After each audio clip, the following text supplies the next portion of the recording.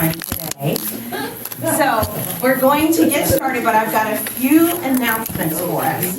So some of you had asked about where's the restrooms? Where are you sitting? If you go out the back door, the entrance that you came in, they are directly across the hall, both men's and women's back there. All right? Then, what was the question? The signs are braille. Oh, the signs on the restrooms are Keep braille. going. Very Do you want helpful, any thank of you. the, Raised letters. And want Kathy any of said the there also pastries? have raised letters, Yes. so it's easy what to pastry would you identify. like? What is there? It looks like a So then strawberry the next one, question, a many of powdered you sugar brought a water one, bottle, a reusable cinnamon one, water bottle. maybe a There is lemon, a and water a cinnamon cooler swirl. You can fill Have a that cinnamon in swirl. the front Okay. lobby. And it's on the carpeted section against the wall. It's kind of behind where you registered today, okay? So I even had some people who work here tell me they didn't know that they had one. So that's kind of new information for everyone. There's also a water fountain beside the bathroom, if you would rather do that. And then emergency exits. Our presenters were really clear. We had to tell you where those were today, since that's why we're here.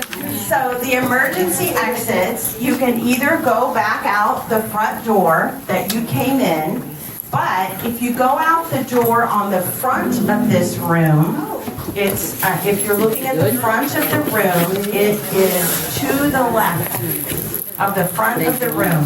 Then you're going to turn right, you're going to go down the hall, you're going to make a quick left, and then it will be straight ahead of you. So that is the other exit to this building.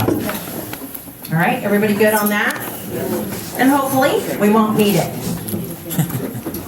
All right, and then finally, I just want to say that there were many people who helped bring this event to St. Louis today, and I just want to say thank you to those people.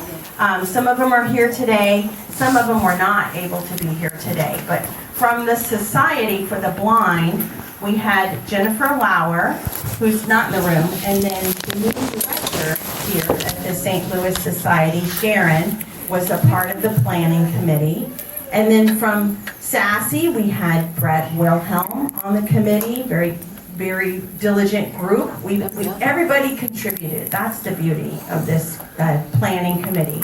Mary Kale has been active since the very beginning. And then from Deaf Inc., Delinda Bright is in the room. And you met her at registration. And she's been active, as was her director, Sarah Prechtel. I'm going to mess this up. Echtetel. Hopefully the interpreter got it right. Oh, it's right here. Thank you. Prechdel. I think I have it right. You did it. Okay, good. So then the last person was me. So this training that we're having today is a result of your comments and your suggestions when we had the town hall events several months ago. This was a need that you guys all recognized. And so once this training is done, then we'll get going on another one of those needs that you recognized. Putting the SSP task force back in place was another need. So anyway, we're knocking them off the list. It's been a fun challenge, and we're helping. So it's good. Are there any questions before we get started today? Okay, let's talk communication for today. We will have the three speakers who will use this podium, and this will be your front of the room. The interpreters are standing, from your angle, to their left, if needed. And then if anyone has a question in the room, we ask that you raise your hand and someone will bring you a microphone. or they'll bring the microphone to the interpreter if you're signing. And then state your name before your comment, and then everyone will know who is speaking. Now might be a good time to say, put your phone on silence. Everybody grabs their phone. All right, if there's multiple hands up, we'll keep track, but you might just leave your hand up until we get to you, okay? All right, I'm going to turn it over to our speakers to get started. Oh, there's a question from Carl. Let me bring you the mic, Carl.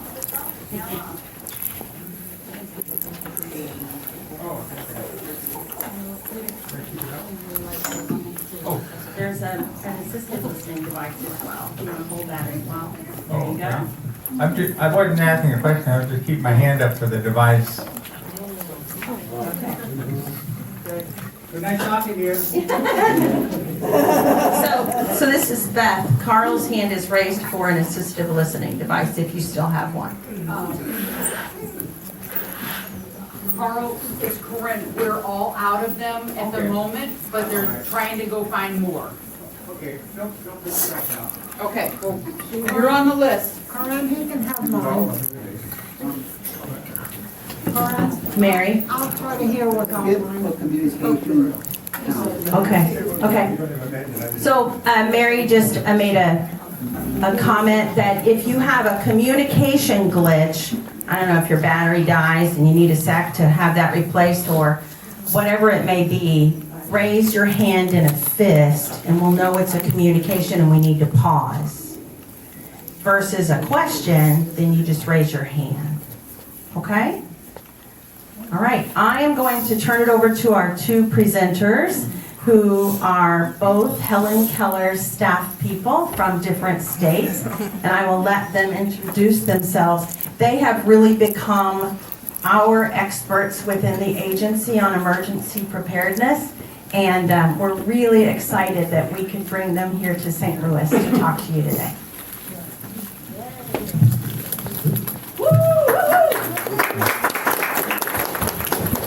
Thank you, Beth.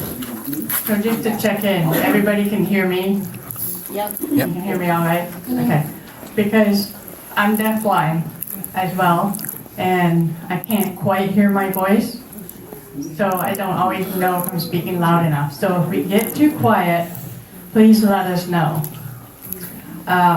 So my name is Lori McBride. My name sign is an L on the back of the hand. And I hail from Iowa, north central Iowa, so it was, well, we left Tuesday.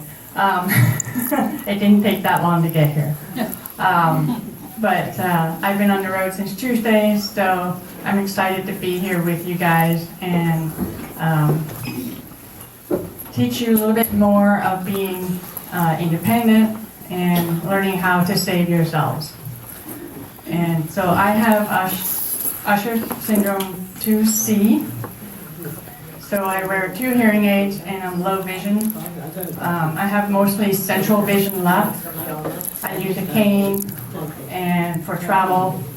It's never long enough for it to allow me to drive anymore. I wish it was. But my colleague here to my right is going to introduce herself. I can say I'm also working in the state of Minnesota, so I have a wide area that I travel to. So. Good morning, I'm Casey Walby. My name sign is the KW on the left shoulder, and I am the Region 5 Regional Services Coordinator. So I'm kind of Beth's counterpart in the North Central region. So I cover the states of Minnesota, Wisconsin, Michigan, Ohio, Indiana, and Illinois. So that's kind of like, I'm newly into that role. Some of you may have known John Fielek, F-I-L-E-K. and I have moved into his role as he moved into the executive director position for Helen Keller National Center. So I also am deafblind. I have Usher's 2A. I have a cochlear implant in the left ear, a hearing aid in the right ear, and my little guide dog is hiding up here in the corner. So just want to note, I have seen there are at least 3 guide dogs in the room, just so everybody is aware that our pups are here, so that we don't trip over them. And my sidekick's name is Amanda Jane, so she's being good right now, so. What breed is she? So anyway, we're really excited to meet with you guys today. Okay. I'm sorry. Okay, so my guide dog is a black lab. Question was what type of dog she was. So I know I've seen one other black lab in the room. I'm not sure I was told the third one was here, so I wasn't sure. Okay. All right, I see that there's another question in the room. I think we're gonna have to grab the assistive listening device to run it.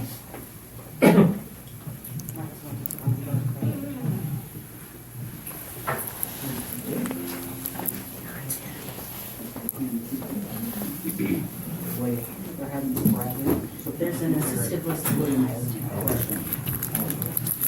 Hello, this is William.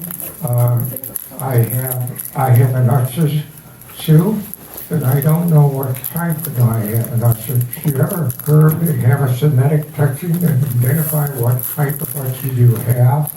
Do you know anything about that? Genetic testing? But identify the type of usher?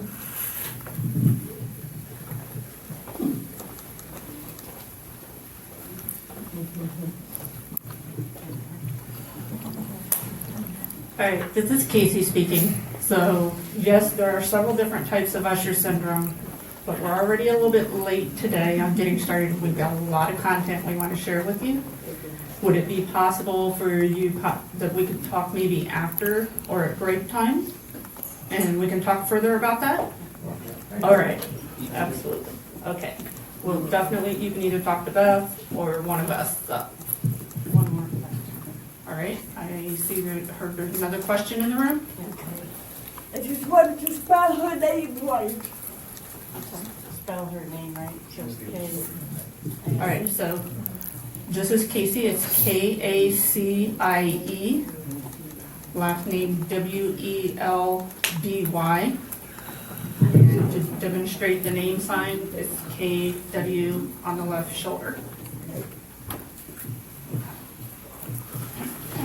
All right, just a little bit about what we're going to do today, just to give everybody a little bit of a timeline. This was kind of our goal. We'll see how well we can stick to this. And we're already not on target, but the plan had been to, now to about 10 o'clock, we were going to try to do our session 1, and we've got some emergency bags we were going to hand out. I'll let you guys explore those a little bit. And then about 10:30, we'll probably take a break, so everybody can go to the restroom if they need to. And then we'll have our second speaker come in. Wendy will come in from there after break. And then Lori and I will follow up with disasters. So we'll plan on doing lunch about 12:15. Okay, that's our plan for the morning. And then when we come in for the afternoon, we'll reevaluate where we're at, and we'll let you know where we're going. So.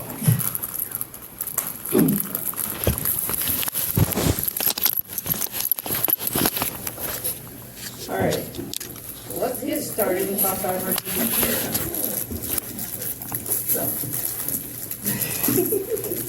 Okay, I'm going to tell you right now, if I'm not speaking loud enough or the microphone is not close enough, please let me know, because I'm really bad about lowering my hand. So this morning, basically we want to give you tools so that you can learn how to save yourself. You know, we really need to look at this as, we need to stop assuming someone's going to come save us. We need to give you the tools to be prepared for when there's an emergency or disaster. That way you can do as much as possible to save yourself. And as you know, both of us are deafblind. A lot of this curriculum was created with us involved with deafblind individuals. So why is it important to have a plan? We need to have a plan because there's not enough first responders out there. So I know everybody, I'm going to assume most everybody here remember Hurricane Katrina. We're right now going through the whole situation with Hurricane Helene. When Hurricane Katrina happened, there was actually over 10,000 people called 911 in that area. There are not even that many responders in the area. So this is why we have to be able to do things ourselves and do things to prepare, because we can't assume it's going to happen. Okay? And we need to remember too, if it's that bad out, responders are not allowed to put themselves in jeopardy. Yes, they will to a degree, but if it is totally unsafe, they are not going to come get you. So you need to know what to do. You know, they can help in some situations, but if there's a storm, a wildfire, a flood, or even a snowstorm, they can be limited on what they can do. You know, just know that they cannot come get you if their life is in jeopardy. So this is what are you going to do to have a plan.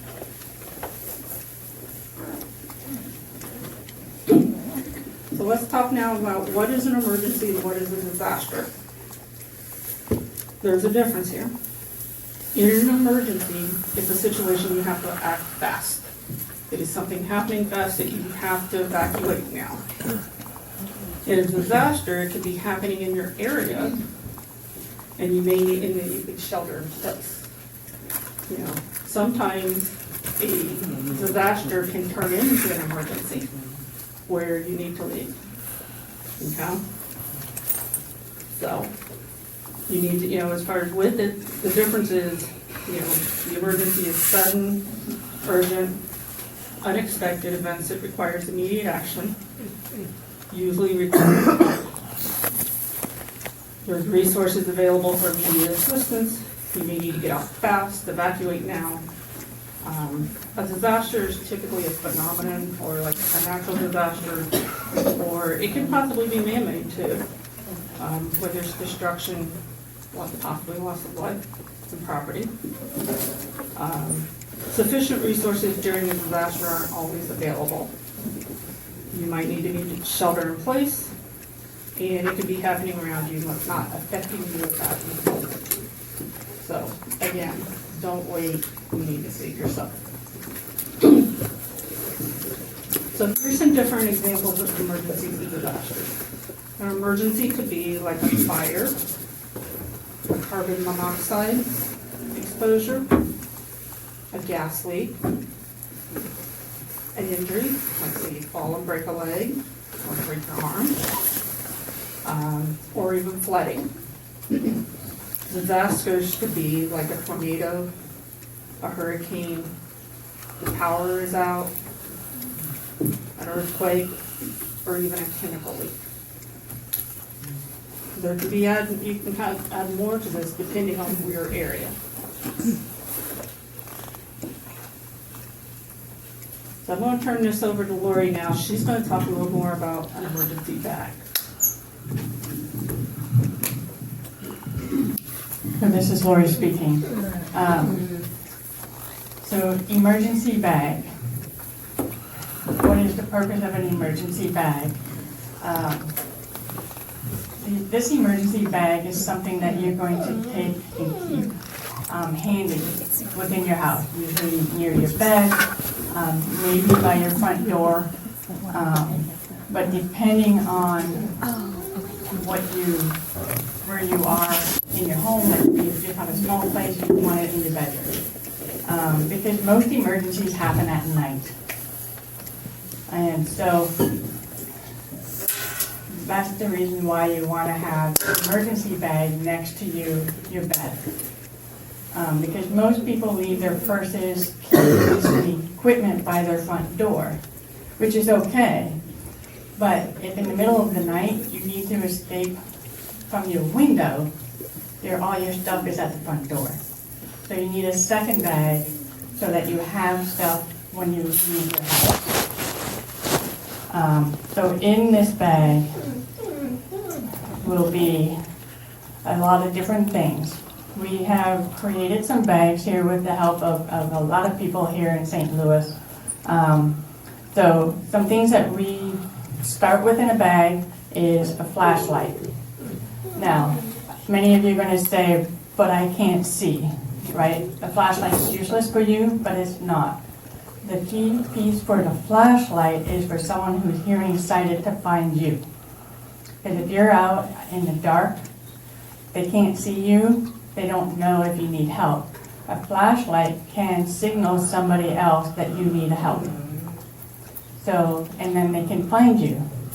And as I said before, I live in Iowa, so we have a lot of cornfields. So if you were, say, to get lost in a cornfield, how can anybody see you unless you have a flashlight that's bright enough that you could shine it and flicker it around? So that's why you'll get a flashlight. And the type of flashlight we have, or that we like to have, is a wind-up one, because we won't use them often. This way, it's always going to work.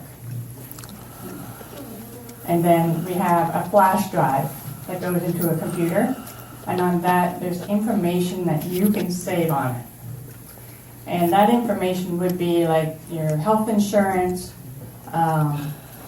your state ID, birth certificate, a copy of that, because as an example, if your house caught fire and you grab your bag and everything else is lost, you no longer have your ID. But if you have a copy of it, it gives you something to restart getting your ID again. So that is one of the purposes for a flash drive. I think we'll talk more about that more detail later. But the other thing to put in your bag is some cash, some money. We didn't put money in the bags. Rather expensive than recording this audio. I don't think we had that much money, so that you'll have to provide yourself. And you may ask, how much money? It's going to be what you feel you need, okay? If it's $20, if it's $5, whatever you feel you can put in that bag. It's good to have small cash, like small bills, like 1s and 5s, because you just don't know what's going to happen. It's being prepared. When I travel, I have small bills of cash in case I need it. I primarily use my card for any purchases, but I carry cash just in case. Extra keys. You want a spare set of keys to your house, your apartment. If you have a vehicle, you want a spare key in there. Because again, if everything's at the front door and you left out your window, you don't have keys. And like I said, every bag is individualized. My emergency bag that I brought looks different than what Casey would use, because we have different needs and different wants. Different perspectives too. I happen to have an old set of hearing aids, so I have those in my emergency bag. If these get wet, they don't work. I did not get waterproof hearing aids. Okay.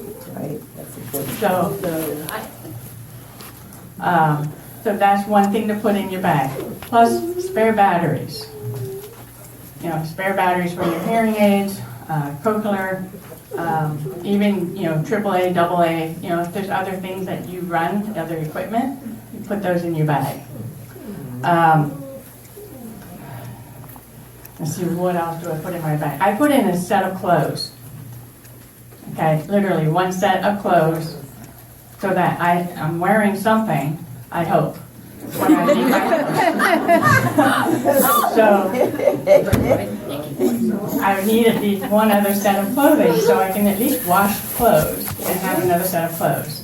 So I put in clothes that I don't care, like I don't miss. They're not my favorite clothes, but they'll do in a pinch. So, if you can put in a bottle of water, but make sure to change that out every 6 months. Because it does kind of get rank. It might not be good after 6 months, but it's still good to change it out. Now, for those of you who have a guide dog, it's good to pack in food for a couple days. And again, that bottled water. But change that out every 3, would you say, Casey's 3 to 4 months? Yeah. And make sure it's in like a Ziploc bag, it's sealed, so it's not going to go bad. They want fresh food too. Yeah. So again, your bag is individualized. I have 2 bags here that are my emergency bags. One that goes with me when I'm out traveling, that I carry in my backpack, and then one that's beside my bed. And they're both different, just because they're different situations. So some other items you can put in is an extra cane, an extra white cane. I don't know about any of you, but I have broken 1 cane, and it was the day before I was going on vacation. There's no way I could get a new one right away, but I had a backup cane. It wasn't my favorite one, but it worked. So my backup to that one was a hiking stick. But again, I didn't break it. I didn't break my cane, so I was good. So right now, I have 4 different types of canes in my house. I have 3 that I travel with, so 2 of them are here in the room with us. So, because if I break one, I need something. Communication cards is another thing to put in your bags.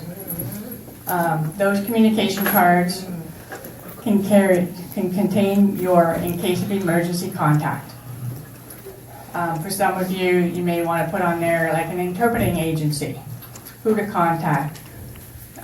If you provide that information to an emergency responder and say, this is what I need, you've given them the phone number of who to call. And so that will give them access and get you access to communication. Comment? This is Casey speaking. I'm going to assume that everybody knows what a communication card is. Basically, a communication card is a card that you can put information on that has different pieces of information about you in the event that your normal means of communication breaks down. So we're talking about emergency preparedness here. We've got So a if for fist. some reason your hearing aid stopped working, if your hearing aid stops working, or your cochlear implant's not working, or something happens, this way you have a backup method. Casey, when there's a fist, we have to pause. Okay, I didn't see the fist, sorry. What's up, Rhonda? I'm not hearing because it seems like, and I don't mean to be critical, that's why I wanted a listening device, but I gave mine to Carl because his hearing is worse than mine. But I need, it seems like when, I feel like I'm picking on you, but it seems like, Casey, at the end of a sentence, you tend to drop your voice, and so I hear like maybe half of your words. Please don't think I'm being critical. No, it's all good. We want you guys to hear. So just, if you keep your voice a little higher, Casey. Thanks. Thank you very much for that feedback, that's what I need to know. Okay, so I wanted to say that the communication cards are a card that you use, that you have information on as a backup in case your hearing aids or any other device quits working. And what that is a card that can we'll go into more detail on these later, and we'll also have some examples that you can see. I'm gonna turn this back over to Lori so she can continue. And it said, no NOI on the communication code. Can you give it to them, Mari?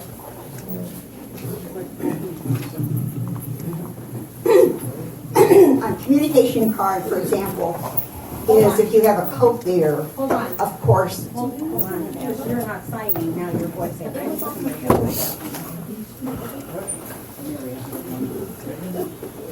Okay, again, for example, I have cochlears.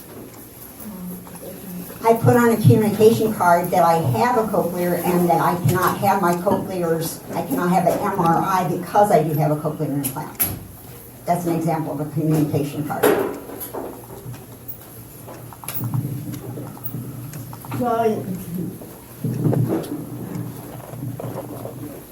So this is Lori speaking. So yes, that's a perfect example for a communication card, is making sure that is clear when you go somewhere that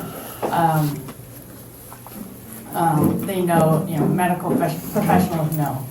So we have another question over here on the right. Mike's coming.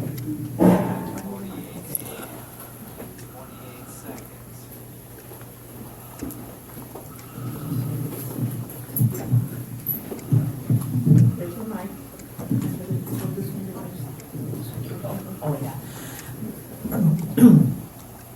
My name is Linda Kinkler. These communication cards, are these some special cards that you can get, or do you just get like 3x5 or 4x6 index cards and write the stuff on? I was unclear on that. Thank you.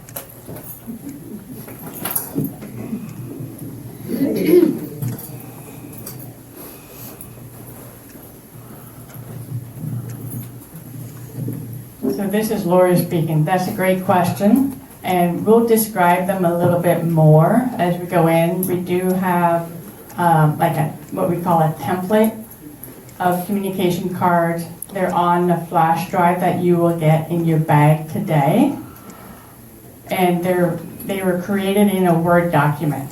And there's some cards that are set up with, in case of emergency, contact, Jane Doe and their phone number.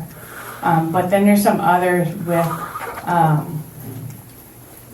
other situations, like what type of communication you need to get access. Like what are your accommodation needs? So like on my card, I have my name, my birthday, I have Usher syndrome, but not everybody knows what that means, so I explained out what it means. And what I need for communication. So that's like one card. We do have those on the flash drive as templates, and there's a bunch of different examples. And we'll discuss a bit more detail again later. So another piece in there is a whistle. Now, there's a whistle that's in your bag. And now some of you will not hear that whistle. But it isn't for you to hear the whistle. It's for the hearing sighted responder or family member to hear it and hear where you are. The other use for a whistle is if you're feeling in danger. It's an alert system that you can use to scare somebody off. It's making other people aware. If you're walking down the street, you blow the whistle, you get attention. Because people don't like certain attention. So it's a safety measure as well. There's also a personal alert alarm in there. It does the same thing as far as letting people know where you are and letting people know that you may be in trouble. Yelling for help is exhausting. Okay? Yelling, you cannot yell loud enough to get help, but a whistle is a higher pitch and it's louder so people can hear it. Even the hearing sighted people don't hear everything. So that's one of the key things that are in there. Let's see. The other key piece that will be discussed later as well is having your medication. You should have anywhere from 3 to 7 days worth of medication in your emergency bag if possible. Now some medication may need to be refrigerated, so that's going to be harder to do, but any medication that can be kept in your bag, keep some in your bag, because in an evacuation situation, you'll need it for the first few days. Casey has a comment. Step out. I'm gonna step out. Casey, Okay. I have heard that there is basically in an emergency situation, like a fire, you typically have 3 minutes to get out of the home. So that means getting up, getting yourself prepared to go, grabbing your bag, and exiting the home. So you're not gonna have time to find your meds, find your pets, find your cards, your IDs. That's why this bag is important.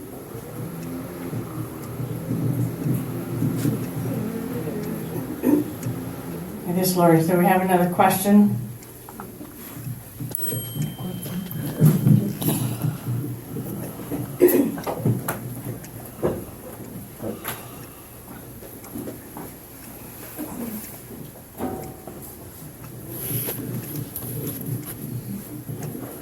My name is Justin Thompson, and I would like to know what can use instead use a whistle.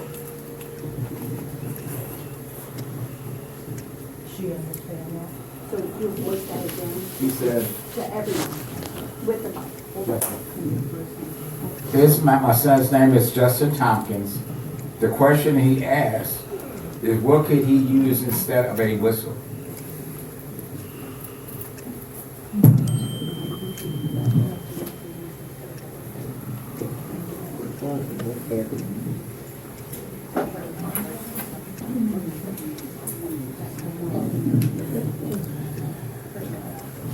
This is Casey, so that is where there are personal alarm systems that can be used.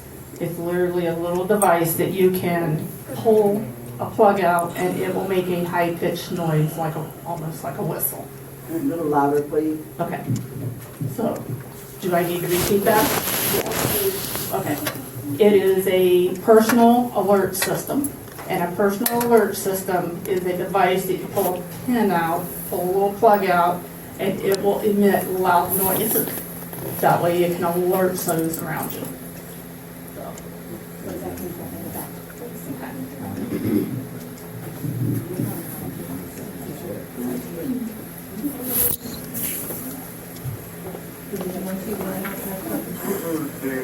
Okay. I can't. Stop.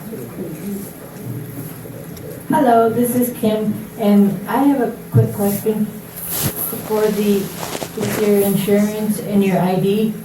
Can you make a copy and put that in the emergency bag?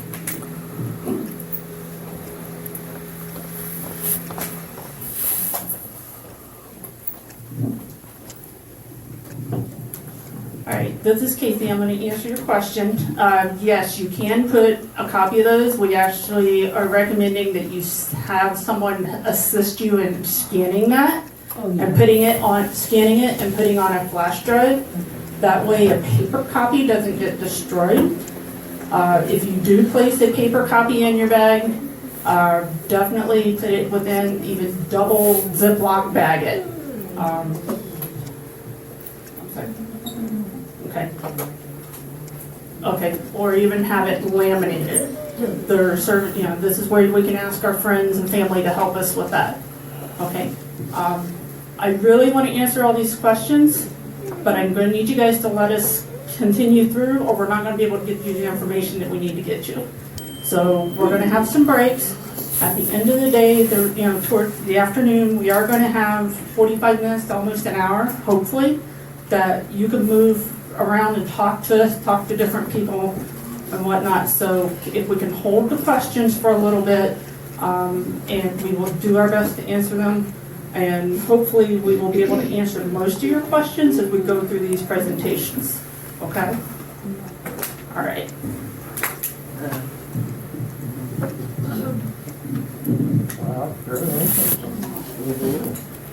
One more question.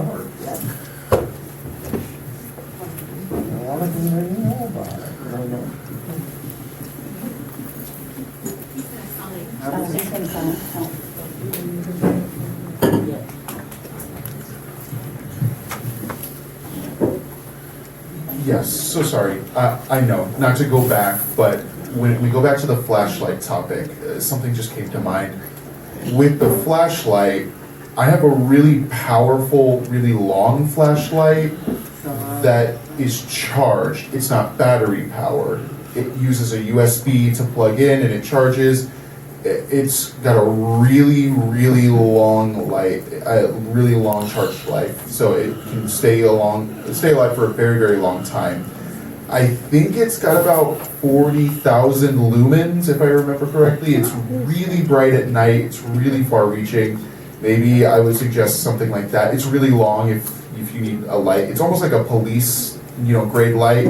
You can buy it online, maybe even from a military surplus store. Who's speaking, please?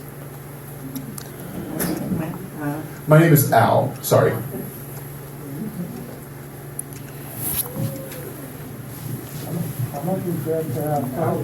So this is Lori speaking. So that's a very good recommendation.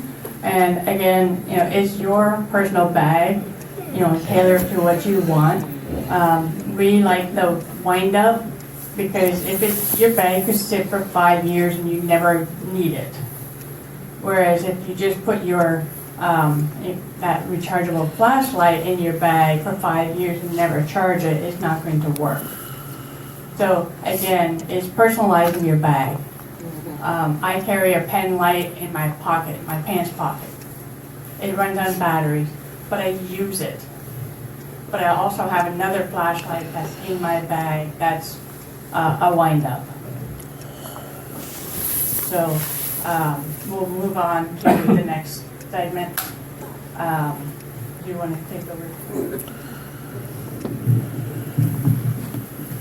All right, so this is Casey. I want to talk now about what do we do to be prepared before an emergency. You need to inspect and know your emergency exits. That's why we were very clear about saying, okay, where are they in this building? When every building you go into, you should be asking, how do I get out of here? If I need to leave, how am I getting out of this building? Have your communication cards ready. We'll talk more on how to get to what those are later. Set up your electronic file storage. That can be not just what's like in your wallet. It can be your homeowner's insurance. It can be a copy of your insurance cards. It can be all those things. That way, if everything gets destroyed, you have a copy. Set up an alert system and notifications.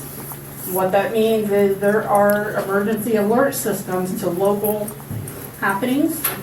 It could be your county, it could be your state. There's also some other services like Smart 911. And this doesn't just mean outside of your house, but what is your system with your family or your trusted neighbor? What is your system that you're going to use if there's an emergency? Who's going to know where you're going?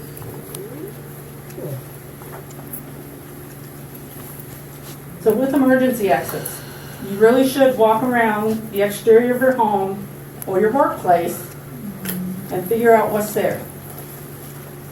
If you need to crawl out the window, are you crawling out into a thorn bush? That's not going to be fun. So you need to walk around and know what is outside your window. Are you able to open those windows? I've lived in a 150-year-old house before, and you can't hardly get the windows open. So do you need to know if I'm in this room, am I able to get the window open? Can you get through the window? Are you physically able to? Take a few minutes, practice your emergency exits and your plan and where you're going to go, even in your own home. And when you walk in, like coming here, knowing that route and where to go. All right, the big question, communication cards. Okay.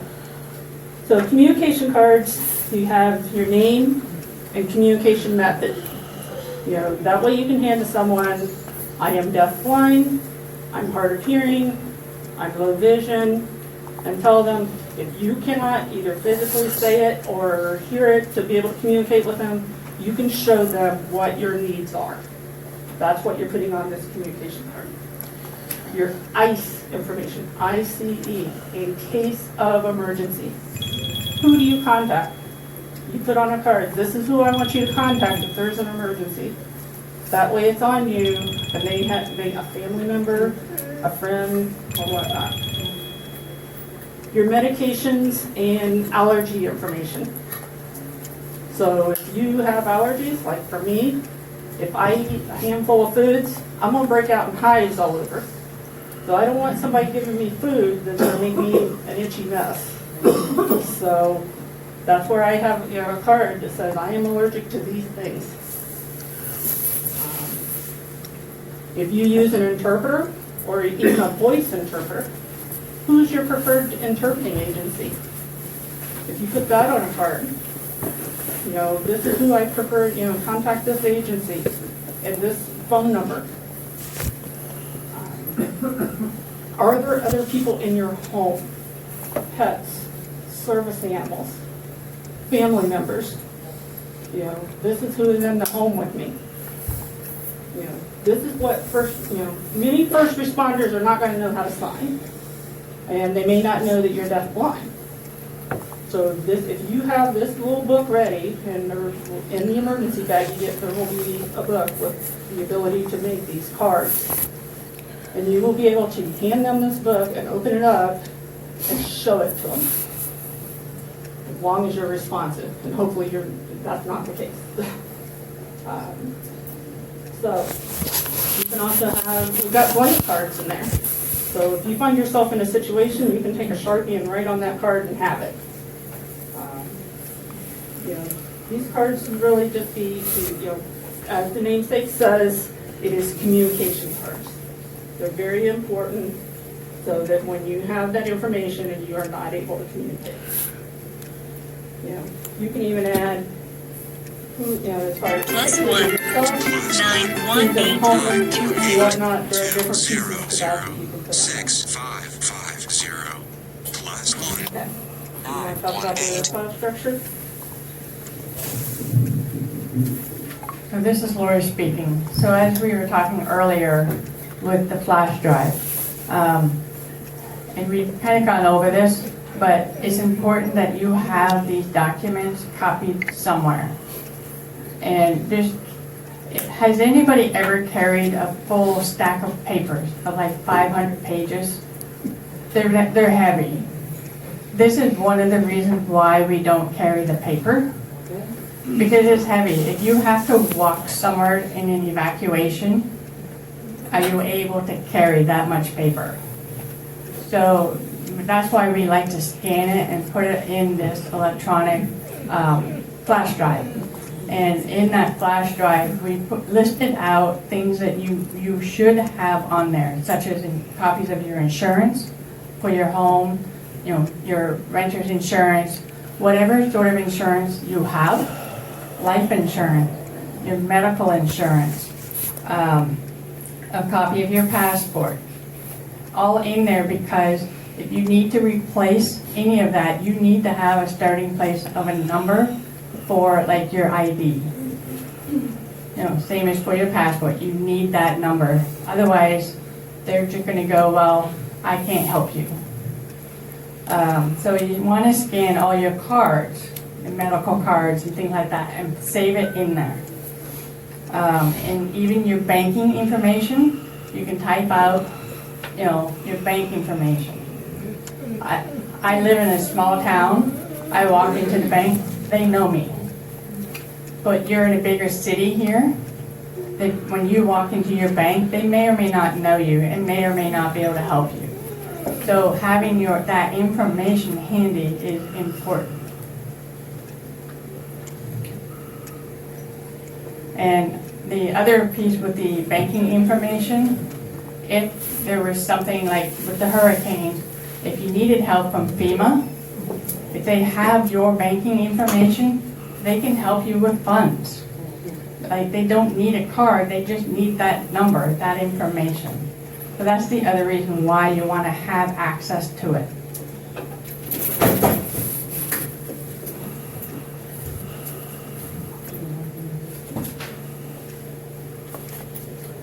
So we talked a little bit about emergency alerts. How many here have a smartphone? I should see every hand up. Right? Everybody has a smartphone.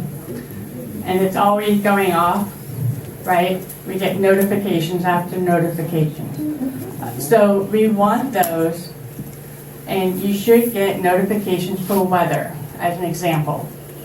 There's also another alert you can get. It's called Smart 911, and that's across the United States. It doesn't work in other countries, but as long as you're here in the States, it will work. It will alert you of any major emergencies going on, and local.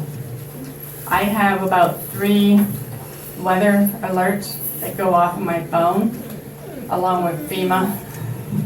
So some days my phone is constantly going off, because if it's raining, it's going off. It can be annoying, but it's important to have those alerts so that you know what's going on outside in your area. So we do have some other alert systems to assist us I'll back up. Sometimes the cell phone is laying down, we don't get it. So there's other systems that we can connect to that gives us the bigger alerts. I have a few up front, and you set them up in your home. We'll talk more about them this afternoon. But there's like a silent call, the Viber call, the Serene Innovations, Aware. There's all kinds of systems that can be connected to your cell phone and be connected to your doorbell. You know, if somebody comes to your door, and it alerts you with a light, a vibrating pager, things like that.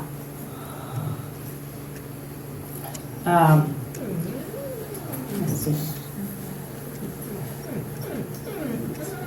So some other communication tools. Pen and paper. Okay. Can we hang on with the questions for 1 second?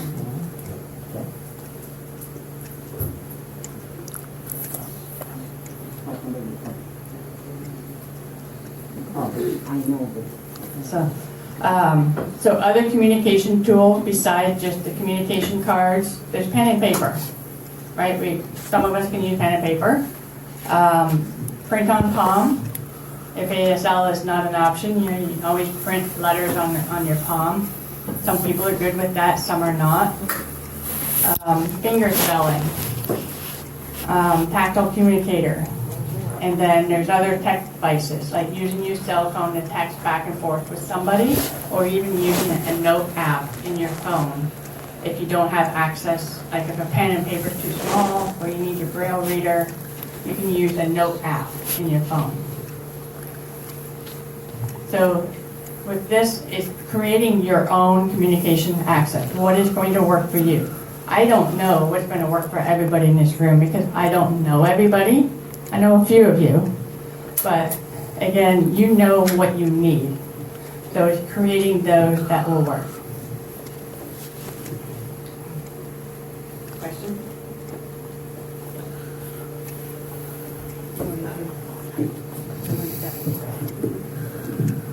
All right, so this is Casey speaking. We're now going to show you what we call a haptic signal that is an emergency X on the back. Some of you may have heard of this before, some of you may not have. What this signal is Lori's going to demonstrate here with her SSP suit. So if someone, this is an emergency signal that if someone were to come up and draw an X on the back, and Sue is using her fingers to draw a large X across Lori's back. And what that is doing is that is saying, there is an emergency, no questions asked, come with me right now. We need to leave. And they are walking across the room, out the door to go to the emergency exit. So that is the purpose of the emergency X on the back. Okay? So the reason that is in place though, is that way you know that you can, okay, this is where I need to leave right away. There's something going on, we need to get out of here. Now, how do we know that this is someone safe. That is the thing you're going to have some awareness with the people around you. This can be used with first responders. It can be used with family members. It can be used with coworkers. You need to demonstrate this on what this is, teach them. And if it's with someone that, if you are teaching those around you on how to use this, I would go so far as to actually set up a signal with them, whether I come up to Lori and say, I do my initials, KW, and then I do that X on the back. That way she knows it's me. So that is something you can do for a safety factor, to make sure that it is someone you trust. So use that extra stuff when you teach people around you on how to use that. Okay? Is there any questions about that X on the back?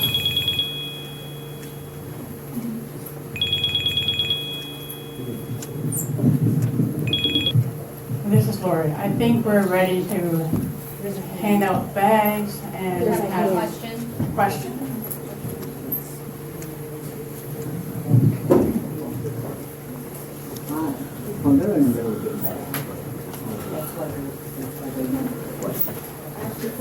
Oh, right now?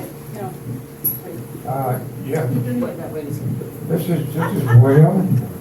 I have the iPhone, and I have a problem with that. Because when I was trying to turn the iPhone off, there was two buttons that on the top it said emergency SOS. Another button down that said power off button. And sometimes I didn't mean to hit that emergency SOS, and it happened twice and come to my door. So I disabled the emergency SOS. So when it happened again, so there was just a false alarm.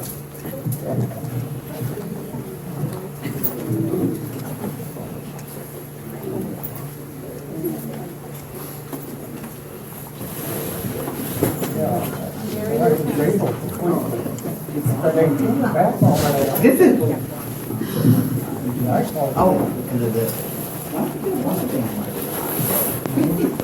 Okay. This is Mary. My question is simple. The Smart 91, is that an app? Or is that something that we can receive like through a phone call kind of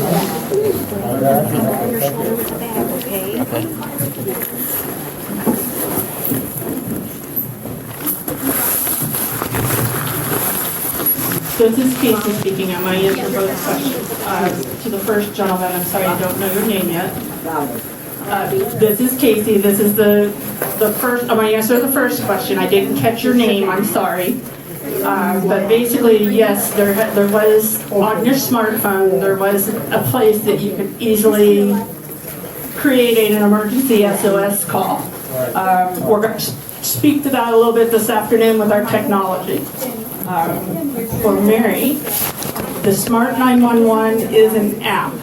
It is, however, I will say, it is an app.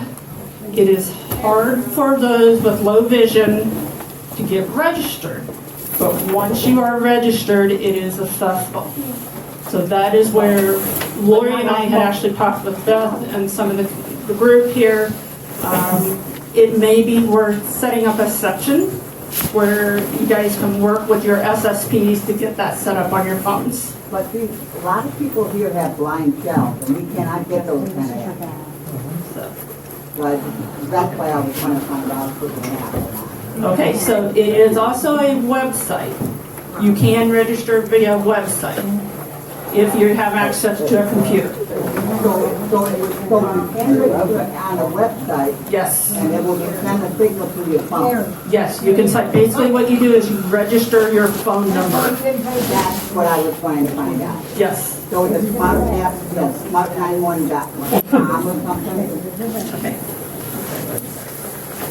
Never mind, get to it later. Okay, we'll talk a little more on that a little bit later. Yeah, thank you, thank you. All right, right now. Carmen's hand was up. Carmen's hand was up. So is Matt.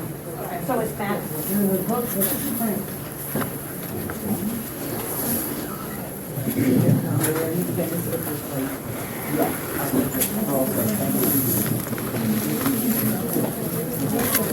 name is Madison. And I always have it's a problem for a deaf person, and I know for deafblind, on your phone, it's just hard to know where to click, and then maybe you get the address, sometimes the GPS is wrong and it sends the wrong address, so the first responders go to a different address. So we have problems with that. I've had a problem with that.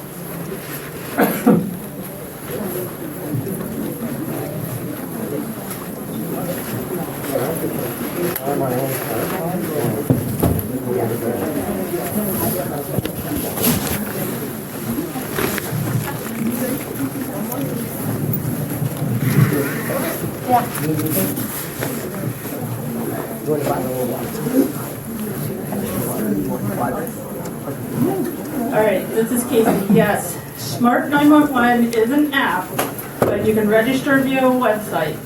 And the way that it works is that when you make a phone call, what it is, I'm not going to go into this, but basically what it is when you make a phone call, that system automatically notifies your local responder that there is an emergency, and it kicks in this system that provides all the medical information that you provide on that app or on that website.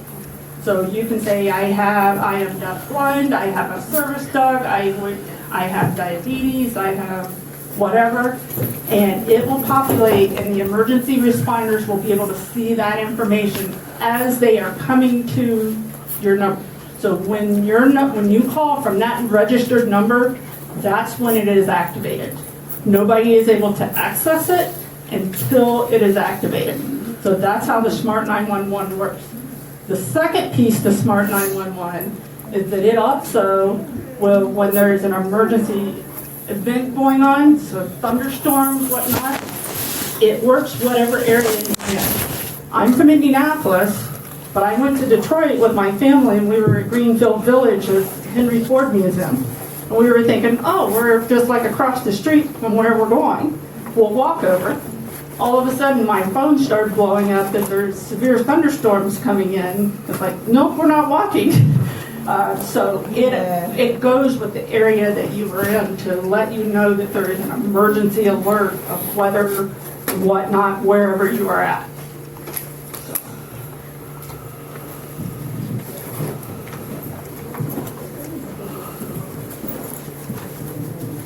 Hi, my name is Marcia Martin.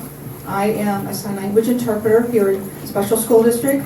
My husband has ushers, and so does my sister-in-law. I have used for years a program that you get on the computer on Nixle, Nixle.com.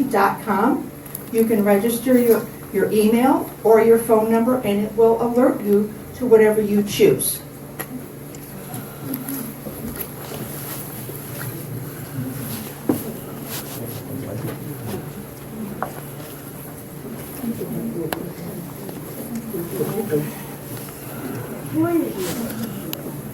Many hands. There's many hands.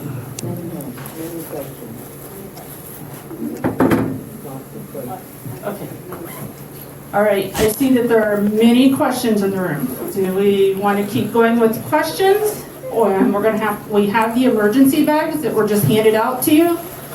And because we just handed those out, we had hoped to go through these bags with you. However, it's going to be a trade-off. We can either do the questions or we can go through the bags. No. Okay. It is already 10:30, so we're kind of pushing for time. All right. Okay, let's do this. Let's go ahead and take a break, and we'll come back, and we will try, maybe what we can do is we can go over the bags very quickly, and we'll go from there.